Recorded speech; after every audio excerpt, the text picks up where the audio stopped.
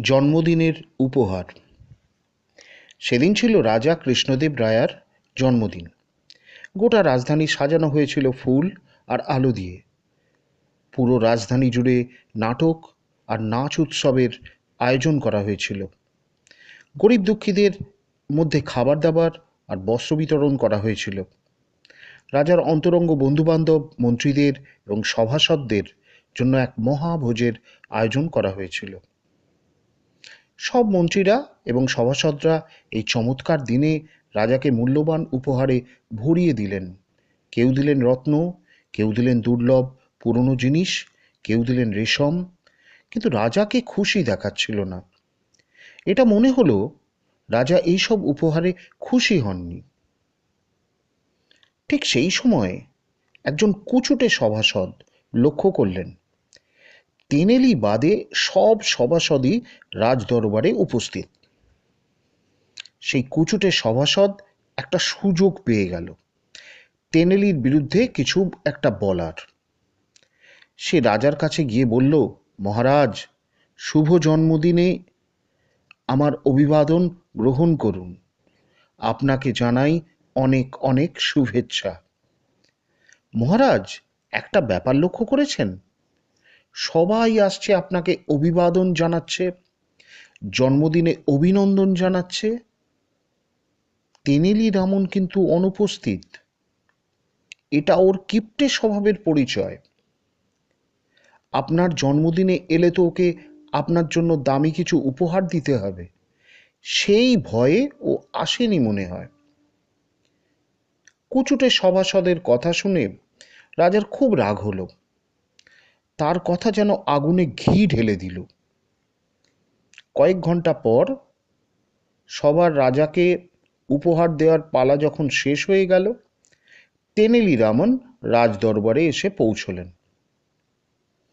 তিনি রাজাকে মাথা নত করে প্রণাম জানালেন এবং বললেন, মহারাজ, আপনার জন্মদিনে আপনাকে জানাই আমার আন্তরিক অভিনন্দন ও শুভেচ্ছা। রাজা গম্ভীর হয়ে বললেন, ধন্যবাদ তেনেলি রামন, কিন্তু তুমি এতক্ষণ কোথায় ছিলে? তেনেলি বললেন, আমি আপনার জন্য একটি মূল্যবান উপহার সংগ্রহ করার কাজে ব্যস্ত ছিলাম। এই কথা বলে তেনেলি রাজার হাতে একটা বড় মোড়ক ধরিয়ে দিল।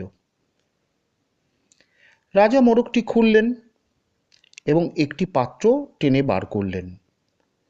পাত্রটিতে ছিল একটি 3 রঙা ফুলের চারা গাছ। উপহার দেখে রাজা খুব আনন্দিত হলেন।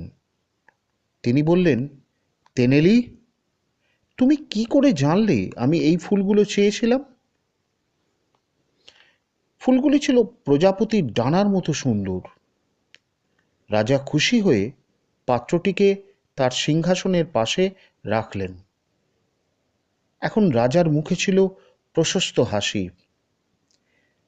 তেনেলি বললেন, মহারাজ, গত মাসে আমরা ভরতপুর জঙ্গলে গেছিলাম, মনে আছে?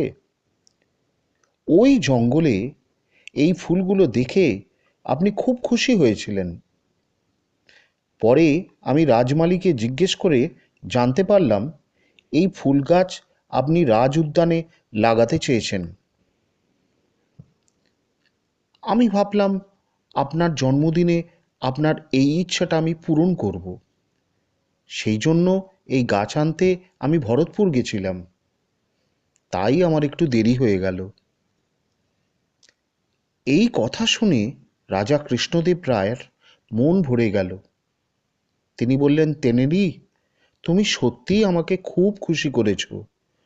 তুমি প্রমাণ করে দিলে আজ বিশ্বস্ততা আর অন্যের জন্য সত্যিকারের ভাবনা দামি উপহারের থেকেও মূল্যবান।